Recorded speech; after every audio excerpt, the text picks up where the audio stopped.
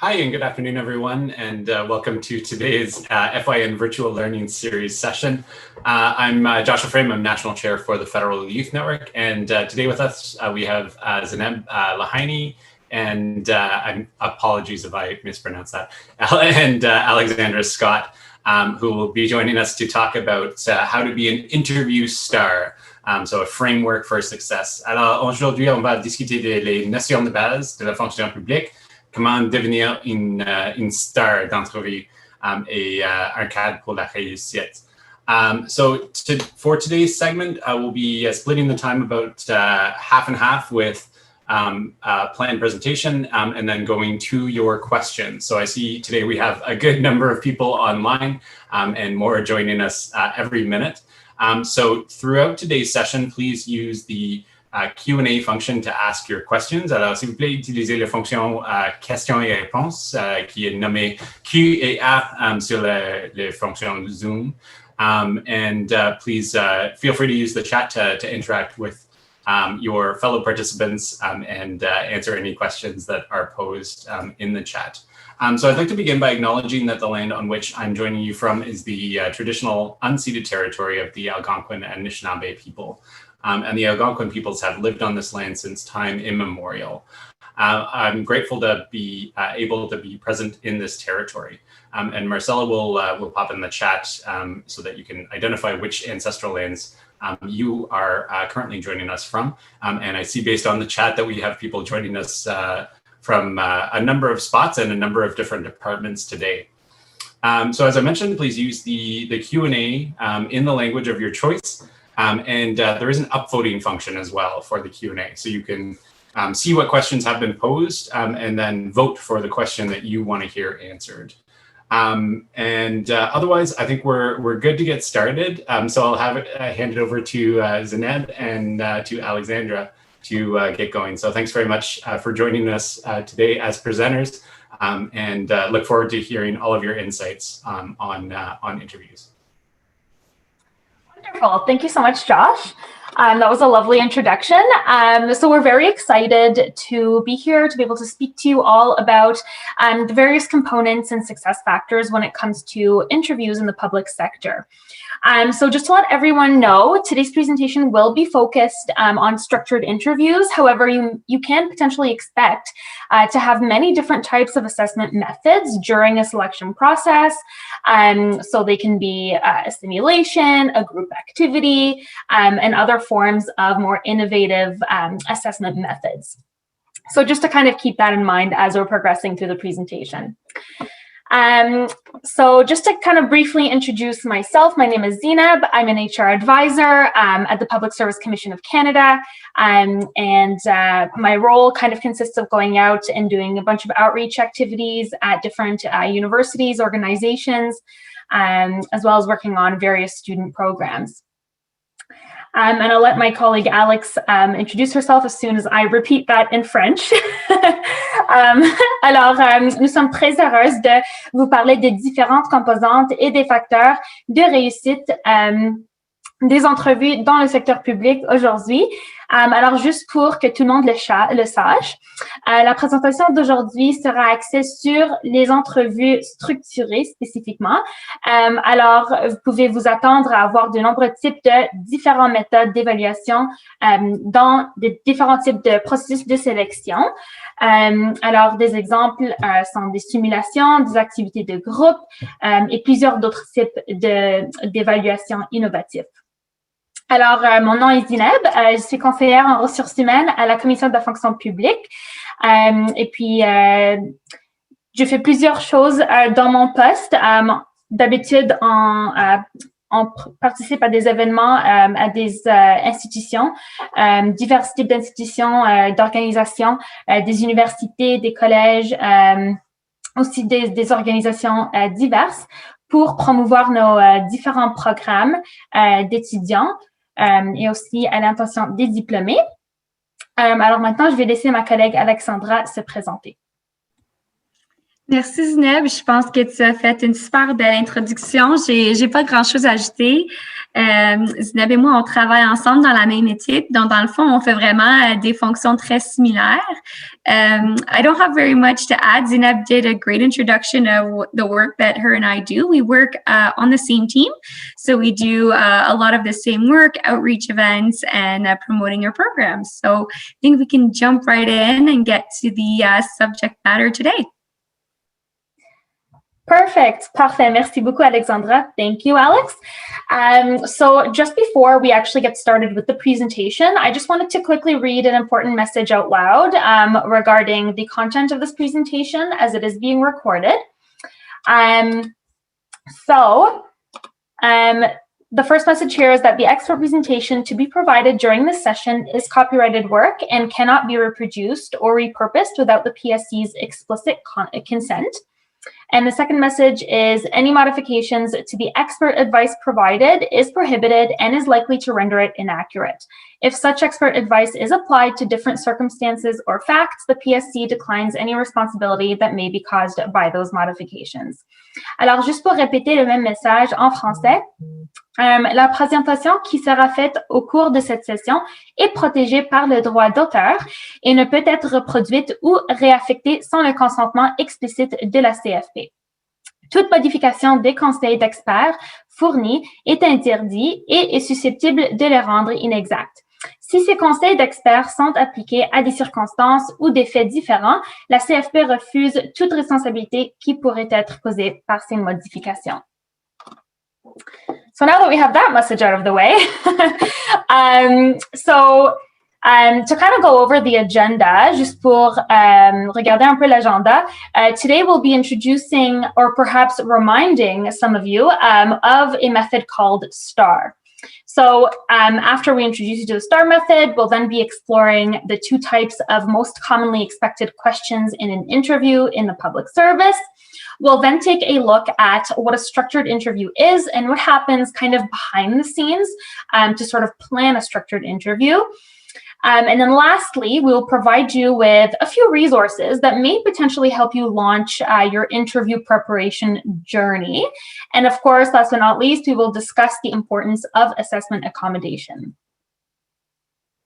Alors aujourd'hui, nous allons présenter, ou peut-être vous rappeler de la méthode S.T.A.R. Nous allons ensuite explorer les deux types de questions couramment utilisées lors d'une entrevue dans le service public. Puis, nous verrons ensuite les détails d'une entrevue structurée et ce qui se passe en coulisses pour planifier une entrevue structurée. Enfin, nous vous fournirons quelques ressources juste pour vous aider un peu à lancer votre parcours de préparation pour vos entrevues. Et bien sûr, finalement, nous discuterons de l'importance des mesures d'adaptation. So to start the presentation off today, let's go ahead and launch poll question 1. So the very first poll question here is, have any of you heard of the S.T.A.R method? Alors en français, avez-vous entendu parler de la méthode S.T.A.R? So we'll just give everyone a few minutes to answer this question. On va donner quelques minutes à tout le monde pour répondre à cette question.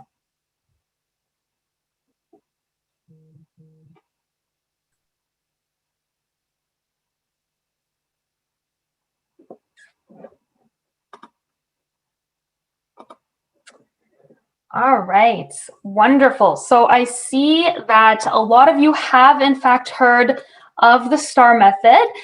Je vois que la plupart d'entre vous ont déjà entendu parler de la méthode S.T.A.R. Alors c'est vraiment formidable. I'm really, really glad to hear that.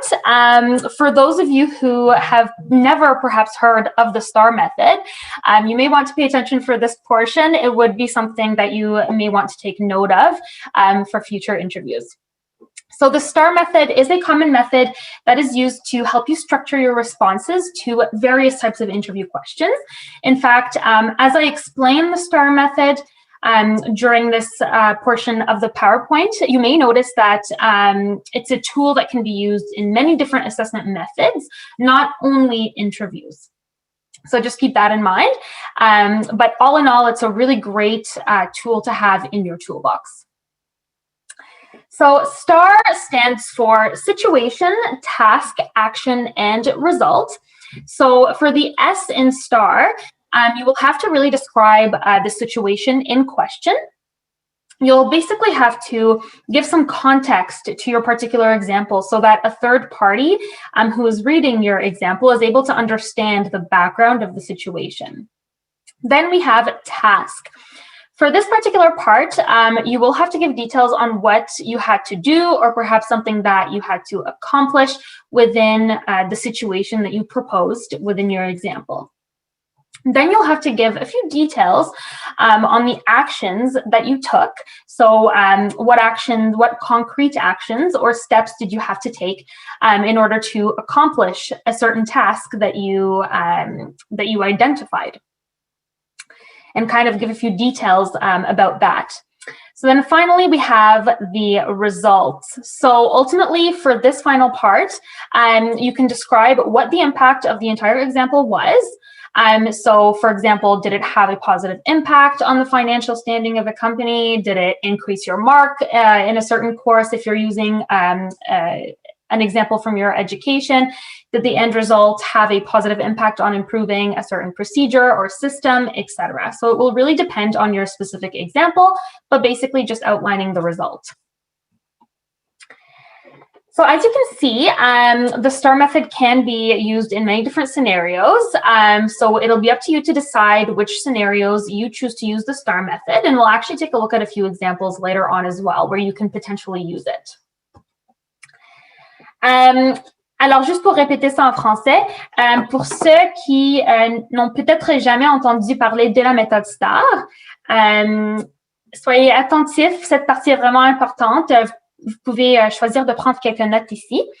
Alors, la méthode S.T.A.R est une méthode qui pourrait vous aider à structurer vos réponses aux questions d'entrevue. En fait, au fur et à mesure que j'explique la méthode S.T.A.R, vous remarquerez que c'est un outil qui pourrait être utilisé dans de nombreuses méthodes d'évaluation différentes, pas nécessairement seulement pour les entrevues, mais c'est un outil qui est vraiment génial à avoir dans votre boîte à outils quand vous vous préparez pour une entrevue. Alors, S.T.A.R signifie situation, tâche, action et résultat. Alors, premièrement, pour le S dans S.T.A.R, vous devrez décrire la situation en question. Alors, vous devrez parler un peu à propos du contexte de votre exemple, puis parler un peu du background, un peu, juste pour expliquer la situation, afin que une autre personne peut comprendre un peu la situation, puis ce que tu as fait dans ton exemple. Alors, pour la tâche, vous devrez donner des détails sur ce que vous avez fait ou ce que vous avez accompli dans la situation que vous avez proposée dans votre exemple. Puis ensuite, vous devrez donner des détails sur les actions que vous avez entreprises. Alors, par exemple, quelle action ou étape concrète avez-vous dû suivre pour vraiment accomplir la tâche? Pardon, je perds vraiment mes mots aujourd'hui. Et puis enfin, nous avons le résultat. Pour cette dernière partie, vous pouvez décrire quel a été l'impact de l'ensemble de l'exemple. Alors, par exemple, a-t-il eu un impact positif sur la situation financière d'une entreprise?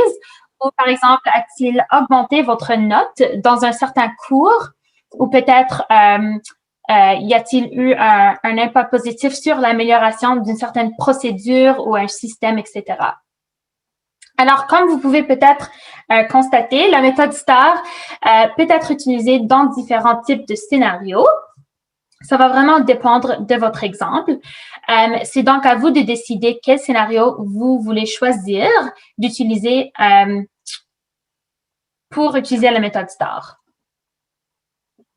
So now let's go ahead and move on to a poll question to introduce our next topic. Alors, passons maintenant à une question de sondage pour introduire notre prochain sujet. So the question is there only one type of question that I should expect in interviews and or other assessment methods? Y a-t-il un seul type de question auquel je dois m'attendre lors des entrevues et ou d'autres méthodes d'évaluation? So yes or no? Oui ou non?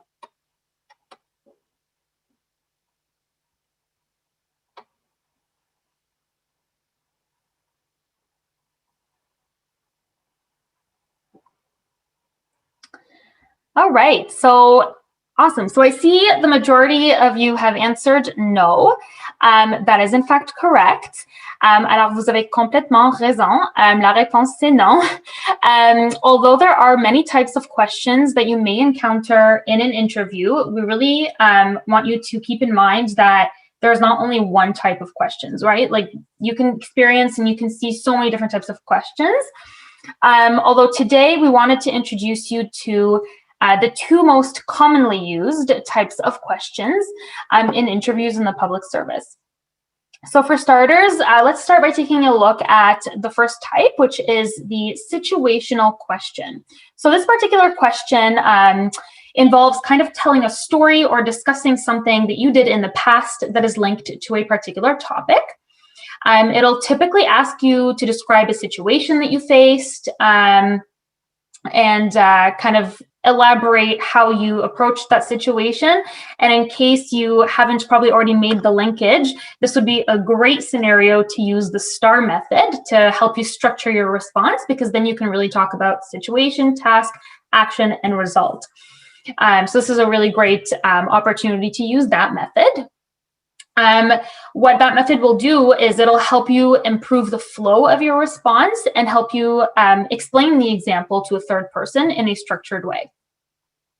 Alors, bien qu'il existe de nombreux types de questions dans une entrevue, nous voulons juste vous présenter deux types de questions les plus couramment utilisées lors d'entrevues dans la fonction publique. Alors, pour commencer, on a un type qui est le type situationnel. Alors, cette question particulière consiste à raconter une histoire ou à parler de quelque chose que vous avez fait dans le passé et qui est lié à un sujet en particulier. Alors, on vous demandera généralement d'écrire une situation à laquelle vous avez fait face. Puis, au cas où vous n'auriez pas encore fait le lien, ce serait une bonne opportunité pour utiliser la méthode S.T.A.R parce que ça va vraiment vous permettre de structurer votre réponse, puis juste s'assurer qu'il y a un bon flux de votre réponse et vraiment expliquer l'exemple à quelqu'un qui ne connaît rien à propos de votre expérience. So to give you all an example of a situational question, we've actually added an example on the next slide. Perfect, thank you, Josh. So the question is, tell me about a time when you had to meet a tight deadline. In this case, you can really see that you're being asked to tell them about a time when you did something. Right? In this case, they're asking you to relate your example to meeting a specific tight deadline. So essentially, you would have to ensure that the situation or task is related to meeting that specific deadline, depending on the example that you have. So you'll really have to kind of think about your examples and choose your examples wisely at the end of the day. Alors, pour vous donner un petit exemple de question situationnelle, nous avons ajouté un exemple à cette diapositive. Alors, la question est, racontez-moi une fois où vous avez dû respecter un délai serré. Dans cet exemple, vous pouvez voir qu'on vous demande de raconter une fois ou une histoire, un exemple où vous avez fait quelque chose de particulier. Alors, dans ce cas, on vous demande de faire le lien entre votre exemple et le respect d'un délai serré. Essentiellement, vous devez vous assurer que la situation ou la tâche que vous avez présentée au début de votre explication, qu'elle est liée au respect d'un délai serré. Alors, quand vous choisissez votre exemple, il faut vraiment choisir votre exemple avec prudence, puis vous assurer que vous avez un bon exemple qui est lié à la question. So the second type of question that you may potentially encounter in an interview is the behavioral question. So this type of question involves a certain situation or scenario that is given to you in advance. So you won't have to make up any situation or think of anything that you've done in the past. So you'll have to kind of consider and discuss factors such as key players, resource availability, and potentially other factors that may come into play in the scenario that you've been provided. So much like the situational question, you may choose to use the S.T.A.R method to really help you structure your response and again, make sure that you have a good flow in your answer. Alors, le deuxième type de question que vous pouvez voir dans une entrevue est la question comportementale. Ce type de question implique une certaine situation ou un scénario qui vous est donné à l'avance. Alors, vous ne devez pas nécessairement avoir votre propre exemple. Pour ce type de question, vous allez devoir prendre en compte et discuter des facteurs tels que le joueur clé, la disponibilité des ressources et d'autres facteurs qui peuvent entrer en jeu dans le scénario qui vous a été fourni. Tout comme pour la question situationnelle, vous pouvez choisir d'utiliser la méthode S.T.A.R dans ce cas pour essayer de structurer votre réponse puis juste vous assurer que vous avez un bon flux. So if we move on to the next slide, as an example, we've created kind of another fictional example of a behavioral question. So the question is as follows. Your manager has come to you for assistance on a large project that includes multiple stakeholders. You will need many resources in order to assist your manager on this project. How would you approach this scenario? So in this case, you've been given a situation or a scenario, and you've been asked to explain how you would approach it. You've also been given a few hints to kind of help include a few other details in your response, such as stakeholders and resources. So if we were to apply the S.T.A.R method to this example, it would be as follows. So for the situation, you may want to describe the large project. For the task portion, you'll want to describe what your manager expects you to accomplish or what you're required to accomplish within that project. And then for the action portion, well, you may choose to explain the actions you'll have to take to accomplish what you've been asked to accomplish or tasked with. And then finally, you can discuss the end result of your efforts. So as you may have noticed, the S.T.A.R method can really be applied in so many different scenarios. So it could be a good tool for you to keep handy in your toolbox when you're preparing for interviews or really any type of assessment method. Again, I do want to kind of reiterate the fact that the examples we looked at today are completely fictional, and questions will always differ based on what is being assessed. However, the S.T.A.R method remains the same. You may choose to use it at any given situation of your choice to structure your responses the way that you want to structure them. Alors, juste pour répéter tout ça en français, comme exemple, nous avons créé un autre exemple fictif d'une question comportementale. So, la question est la suivante. Votre responsable est venu vous demander de l'aide pour un projet de grande envergure qui implique de nombreuses parties prenantes. Vous aurez besoin de nombreuses ressources afin d'aider votre responsable sur ce projet. Comment aborderiez-vous ce scénario?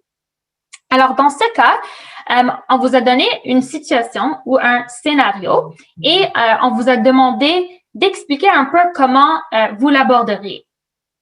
Alors, on vous a également donné quelques indications à inclure dans votre réponse, comme les parties prenantes et les ressources.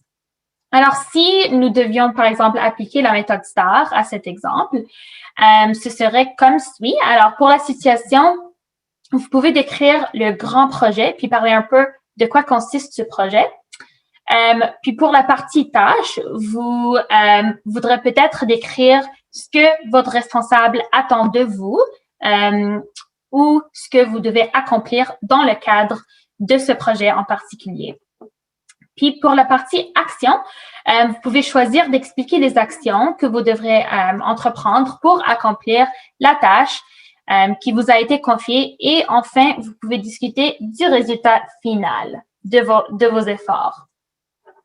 Alors, comme vous l'avez peut-être remarqué, la méthode S.T.A.R peut être appliquée dans de nombreux types de scénarios différents, ce qui le rend un bon outil que vous pouvez utiliser à n'importe quel moment vraiment. Alors, encore une fois, je tiens à répéter le fait que les exemples que nous avons examinés aujourd'hui sont complètement fictifs et que les questions seront toujours différentes en fonction de ce qui est évalué. Alors, il faut juste garder ça en tête. Alors, cependant, la méthode S.T.A.R reste la même. Vous pouvez choisir de l'utiliser dans n'importe quelle situation, dans une entrevue, dans des questions de présélection, peut-être dans quelques types d'examens, dépendamment de l'examen. Mais c'est vraiment votre choix, si vous l'utilisez ou non. So now I'll go ahead and pass the virtual mic over to my colleague Alex, who will continue the presentation. Perfect, thank you. And I saw in the chat that there were a few questions specific to the STAR method. So at the very end of our presentation, we will go back to the questions and we'll be able to answer those specific questions about the STAR method that you had. Donc, on peut passer à la question de sondage numéro 3. Devrais-je préparer quelques exemples de projets ou de tâches sur lesquelles j'ai travaillé pour m'aider à répondre aux questions situationnelles d'une entrevue? I will repeat it in English. Should I prepare some examples of previous projects or tasks that, my screen just changed there, that I've worked on to help me respond to situational interview/questions? Donc, nous allons vous laisser quelques minutes pour répondre. We'll give you a little bit of time to answer.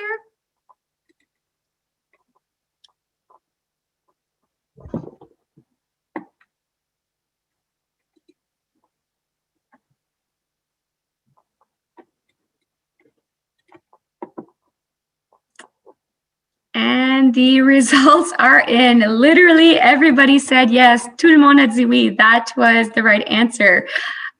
Donc, on peut passer à la prochaine diapo. We can go right into the next slide where I'll talk a little bit about this poll question.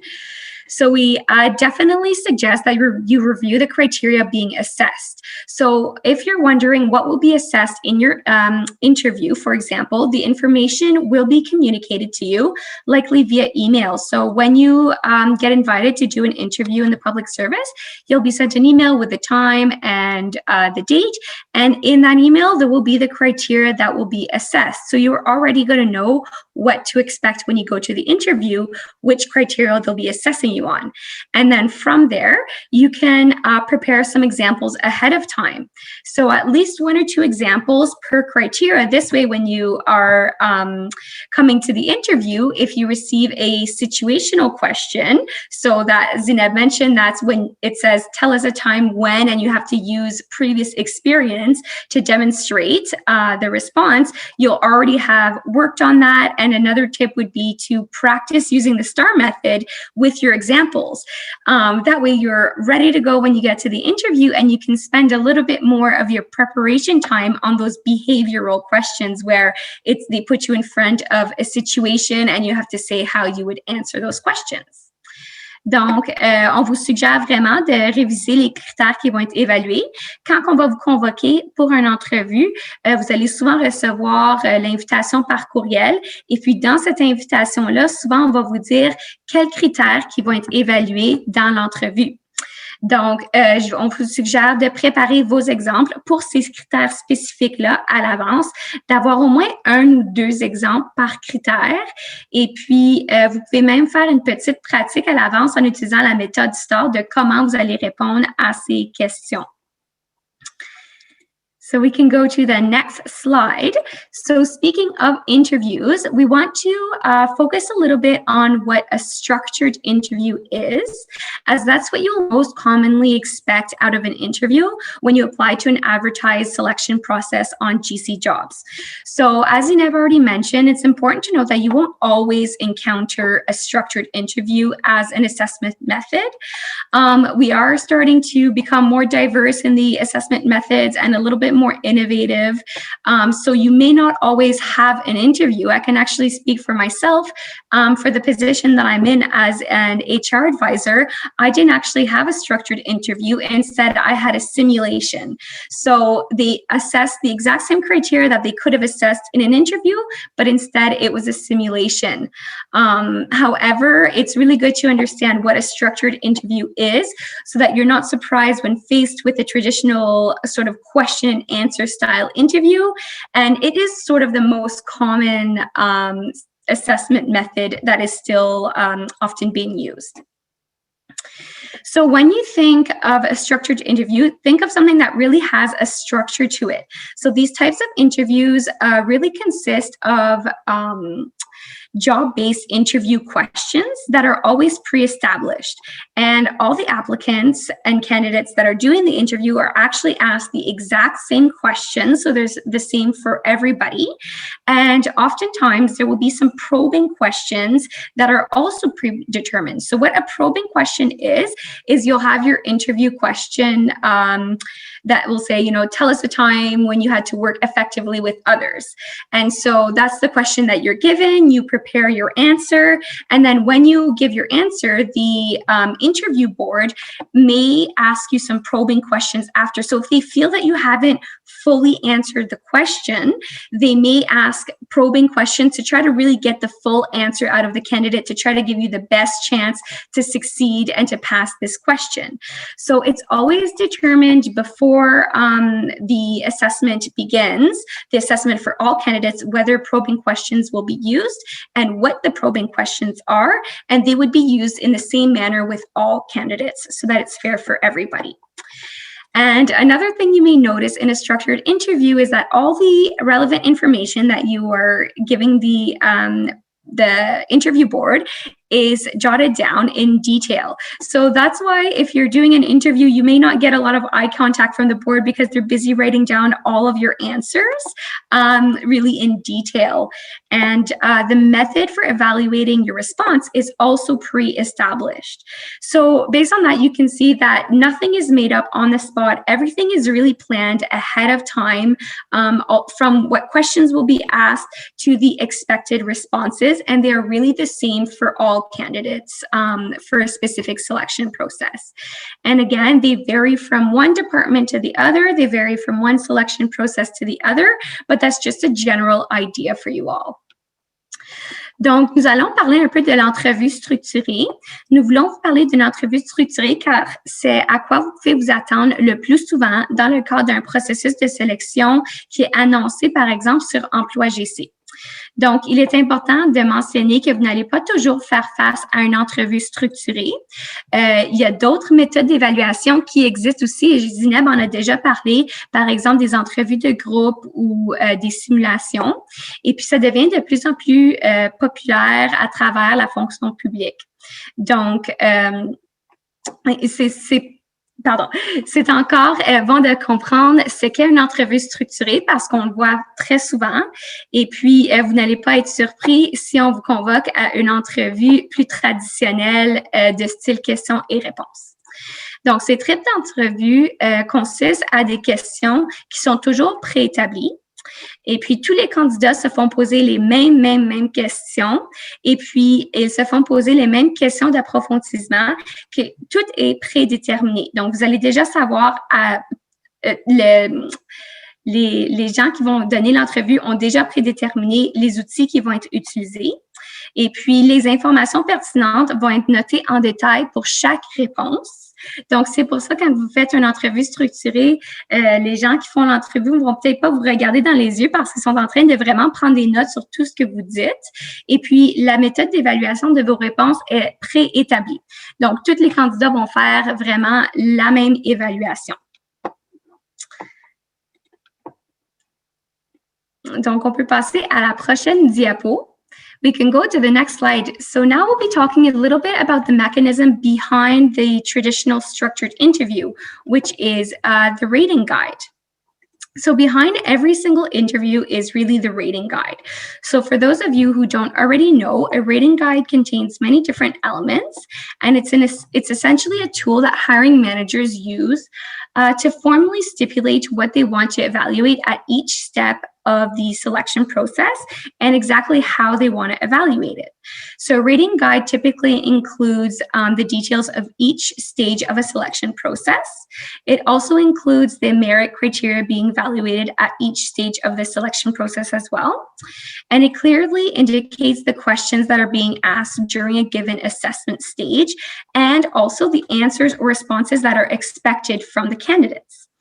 So to evaluate your responses, a rating scale is often what is used. So rating scale can either be numerical or non-numerical. So what that means is the board can choose to assess you on a scale. This is just an example, but they could assess you on a scale of 1 to 5, 1 being the lowest mark, 5 being the best mark, and then they would determine what the pass mark is, would likely be a 3 in this situation.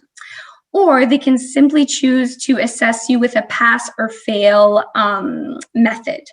So last but not least, the rating guide typically includes pass marks for each given question to determine what the fine line is between passing and failing a question or a criteria. So just to keep in mind that as a candidate, you won't be able to see the rating guide that's established for a given selection process, but this information is just to help you understand what's kind of going on behind the scenes when you are asked to do a structured interview. Donc, on va vous parler du mécanisme derrière les entrevues traditionnelles et structurées, qui est vraiment le guide d'évaluation. Donc, pour ceux d'entre vous qui ne le savent pas déjà, un guide d'évaluation contient de nombreux éléments différents. C'est essentiellement l'outil que les gestionnaires d'embauche utilisent pour stipuler formellement ce qu'ils veulent évaluer vraiment à chaque étape d'un processus de sélection et aussi comment ils vont évaluer. Donc, le guide d'évaluation comprend généralement les détails de chaque étape d'un processus de sélection, aussi les critères de mérite évalués à chaque étape d'un processus de sélection. Et puis, il indique clairement les questions qui vont être posées lors d'une étape d'évaluation. Donc, les questions qui vont être posées, par exemple, dans une entrevue. Et puis là, ensuite, pour évaluer vos réponses, par exemple, si on parle encore d'une entrevue, pour évaluer chaque réponse de votre entrevue, une échelle de cotation est utilisée. Donc, ça pourrait être une échelle de cotation qui est numérique ou non numérique. Donc, ce que ça veut dire, c'est que les gestionnaires d'embauche peuvent choisir de vous évaluer sur une échelle. Par exemple, ça pourrait être de 1 à 5 ou ils pourraient tout simplement évaluer sur une réussite ou un échec.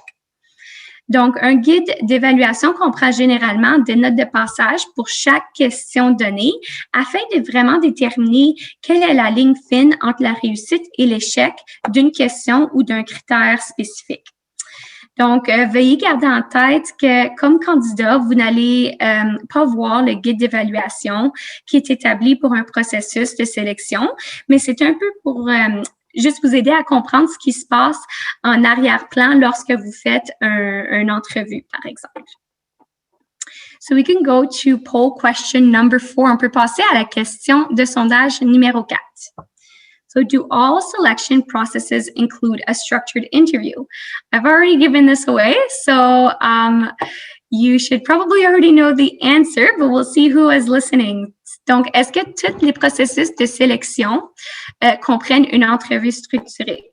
So, when you apply to a job for the government of Canada, are you always going to have a structured interview? On va vous donner quelques minutes pour répondre.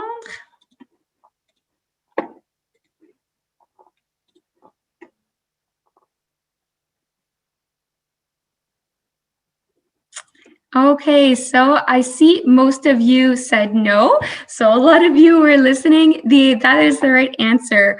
So no, you will not always have to do an interview, a structured interview for a selection process. As I mentioned earlier, there's a bunch of different ways that you can be evaluated instead of a structured interview. For example, it could be a group interview, it could be a simulation. Donc, la bonne réponse, c'était non. Il y a plusieurs différentes façons qu'on peut évaluer des critères et dans un processus de sélection, vous pouvez vous attendre au lieu d'une entrevue structurée, ce serait plutôt une entrevue de groupe ou une simulation. So we just wanted to share with you some useful resources with various competencies and expected behaviors that you can see when you apply to various positions within the federal public service. So these are only a few examples and a few resources for you to start your interview prep journey, but it's a good starting point, and we encourage you to look at other resources as well. So what I suggest, instead of going through them, since we don't have that much time and we want to take some questions, we can just share these links directly in the chat for you, and after the presentation, you can go and have a look. Donc, on voulait vous partager quelques ressources qui sont disponibles avec différentes compétences et puis le comportement attendu pour chacun. Donc, à noter qu'il existe plus de ressources que ce qu'on a inclus sur la diapo en ce moment, mais c'est un début, un point de départ pour vous. Et puis, nous allons partager les liens directement dans le chat pour ne pas prendre trop de temps et vous pouvez aller voir les ressources directement après la présentation. So we are coming to the end of the presentation. We just wanted to touch base quickly on assessment accommodations. And I saw a really important question in the chat. Somebody asked about assessment accommodation and said, should I ask for accommodation in a selection process, or is it going to penalize me? The answer is it will never, ever, ever penalize you. If you require assessment accommodation for a selection process, whether it's to do the interview, the exam, it's from the beginning of the process, even to answer those screening questions when you're applying on GC jobs, you can always ask for accommodations and it will never be to a disadvantage. In fact, one of the priorities in the federal government right now is diversity and inclusion, and hiring managers are actually specifically recruiting people with disabilities and launching posters for people with disabilities. So I do encourage you to self-declare as a person with disability, if that's your case, and I encourage you to self-declare for any of the employment equity groups when you apply to a process. And if you have a disability-related functional limitation that may impact your performance during a selection process, such as a test or an interview, you can definitely request this assessment accommodation. So you may be wondering, what's a functional limitation? So there's different types. It can be temporary, so recovering from an injury. It could be visible, so if you have a if you're blind, for example, or if you are in a wheelchair, or it can be invisible. So when we say invisible, it might refer to somebody who has attention deficit disorder, ADD, ADHD, or somebody who has anxiety. That would be considered an invisible functional limitation.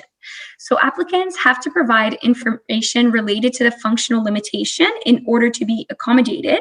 So you don't have to actually give the cause, but just how it relates to this specific assessment. So we will never alter the qualification that's assessed or the proficiency level required, but more just the way that the qualification is assessed or even the setting. So for example, if you need a little bit more time to answer your interview questions, we could definitely give you more time, or if you need more prep time before your interview, that can be accommodated as well. If you require breaks between each questions, that could be something given to you. If you require the interview to be given in the morning instead of the afternoon, these are all different examples, and that's not the full list. It's really depending on what your functional limitation is. And when we're talking about the setting, now we're in a COVID-19 virtual world, so the setting may not be as important right now, but in the event that we return to the office, if, for example, you're in a wheelchair and you need a lower desk, that could be given to you. If you require the test to be given on the first floor, or you require an elevator, these are things that can be requested as an accommodation. So it's really important that if you require assessment accommodation, that you inform the accommodation officer or the person that's communicated and invited you to do this test or an interview as soon as possible, just so that they can get these assessment accommodations in place for you, and they'll be communicating with you with regards to what information they need specific to your case.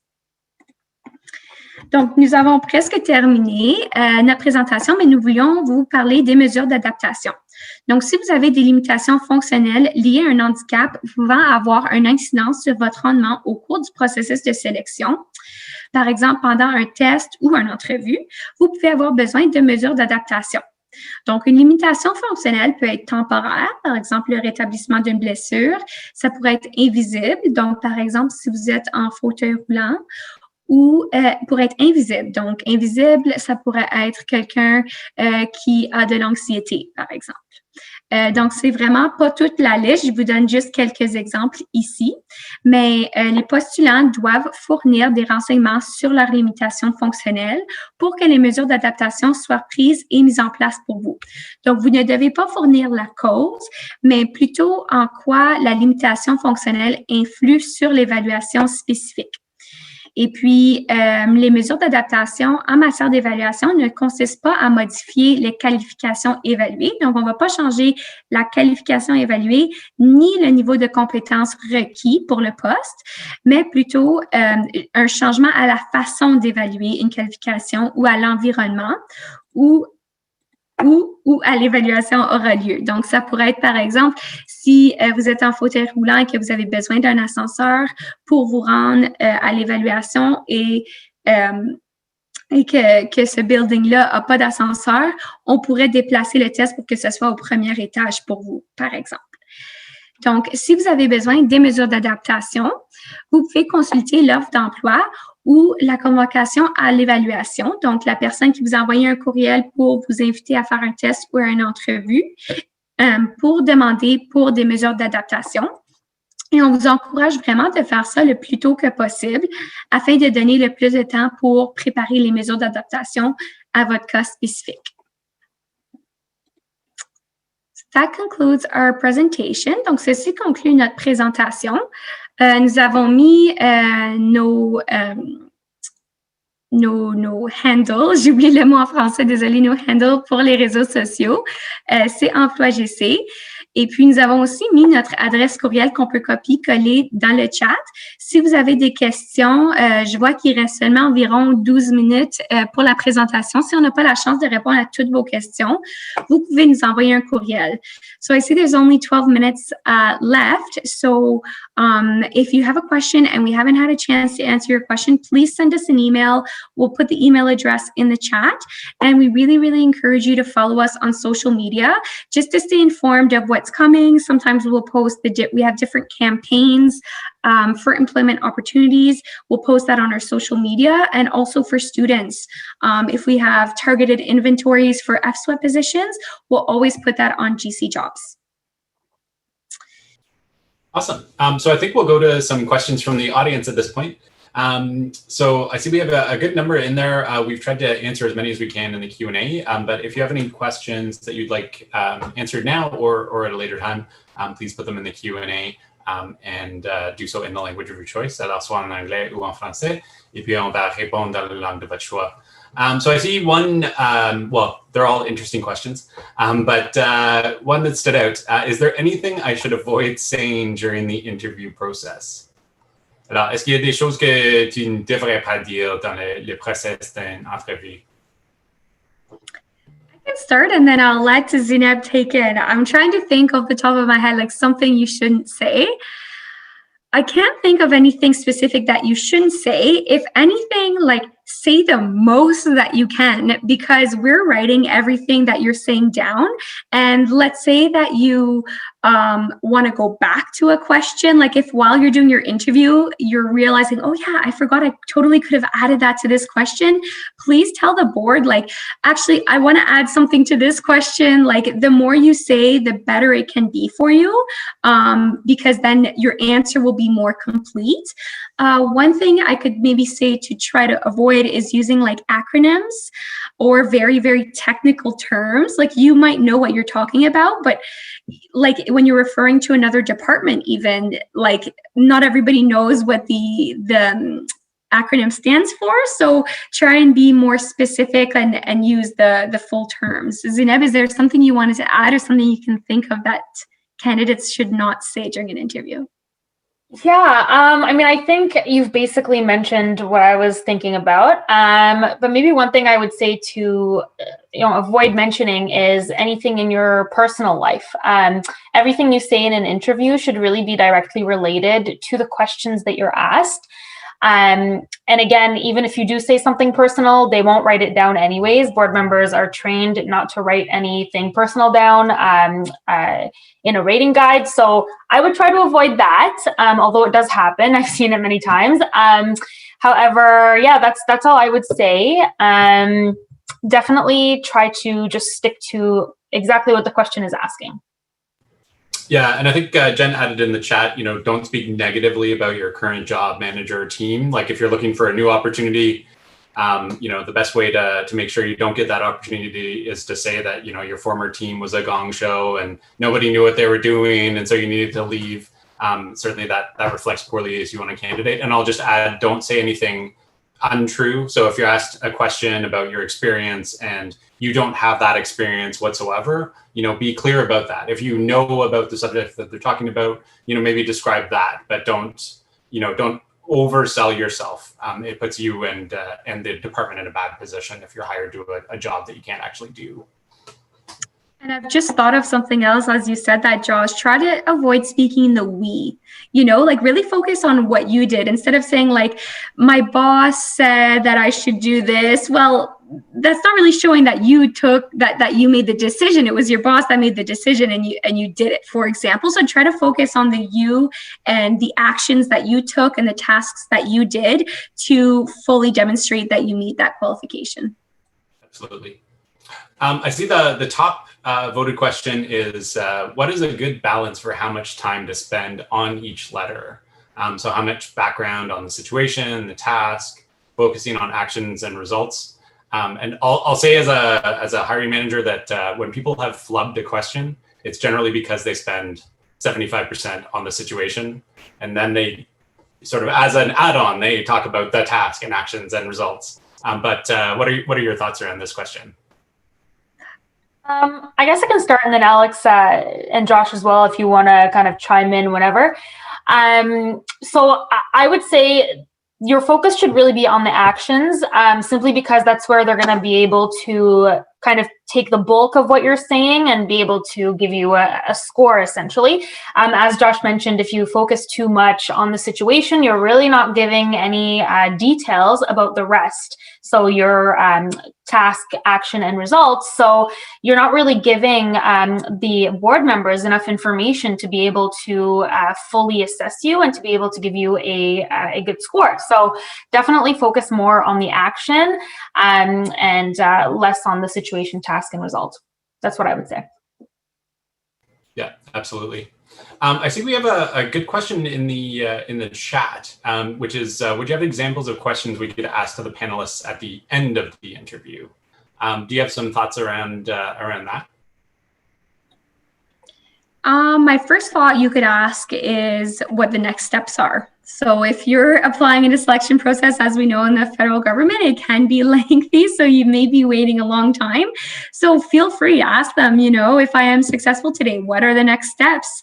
And they may be able to provide you more information and sort of a timeline. We expect to finalize the interviews within a week, and you'll be communicated whether you've passed or not within a month, for example. That way you're not just sat around waiting around.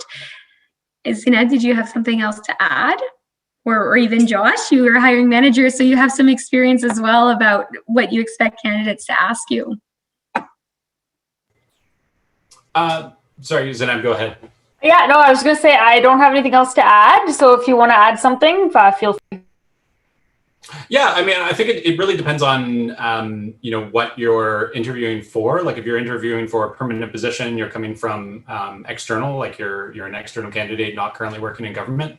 You're probably going to have a lot of questions about, the work environment. You might be interested in, some of the committees or some of the other work being done in the department. I would say, like, first off, do your research so that you don't come to the department and say, tell me about this department, like have some understanding of like what work the department does, and be sort of informed. But I think you might have a lot of specific questions, and it really depends on where you're at in that process.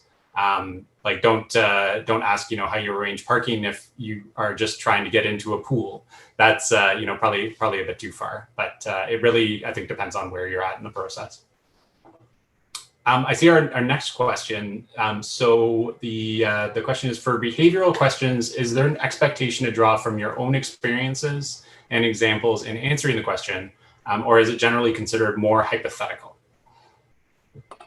Yeah, so for that type of question, it's really more hypothetical, because they're really giving you a scenario, they're giving you a specific situation, and they're kind of hinting at, well, they're not really hinting, they're actually telling you what they want you to accomplish. Like it's basically your situation and task are within the question itself.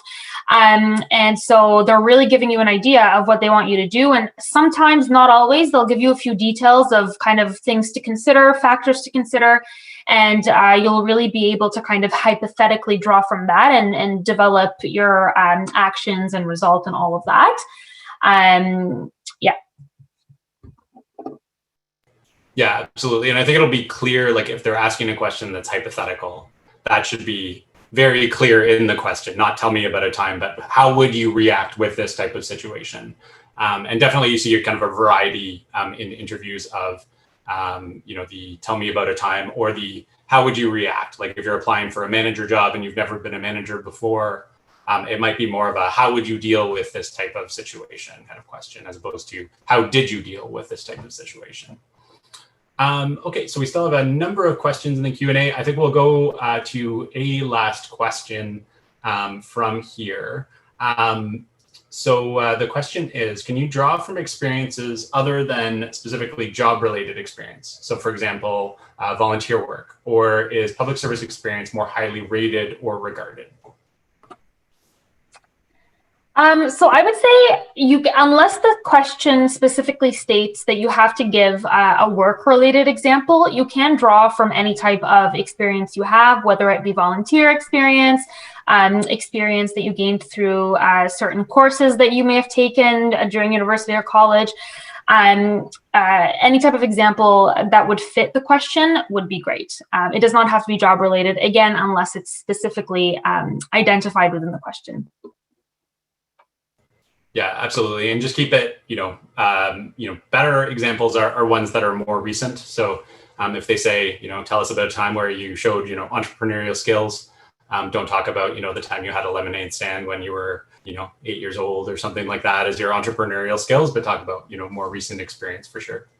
So I see we have a number of other questions around, people having difficulty in terms of figuring out sort of how to respond to a specific question and then kind of fit it into the STAR method.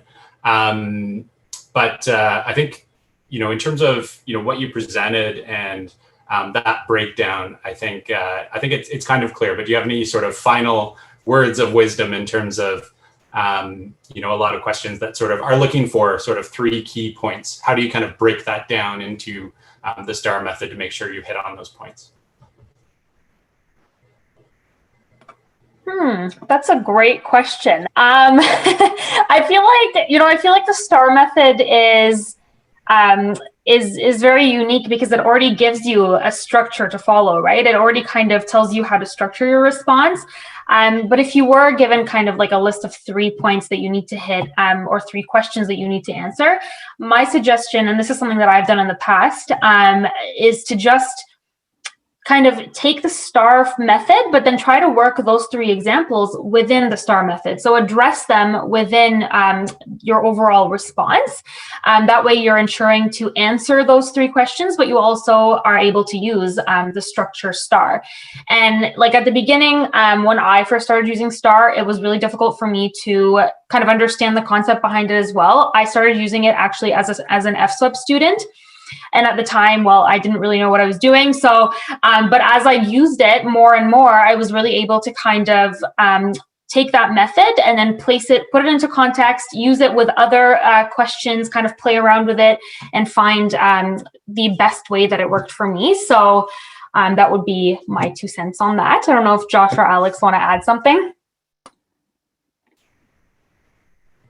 Yeah, I was just going to say, I think I already mentioned it in the presentation, but when you go to do an interview, for example, you'll know which criteria are being assessed ahead of time. They'll always tell you, and really prepare your answers ahead of time. Like, make sure you have examples for every single one, at least one example for every single one, and then practice writing down the STAR method, exactly like the situation, the tasks, the actions.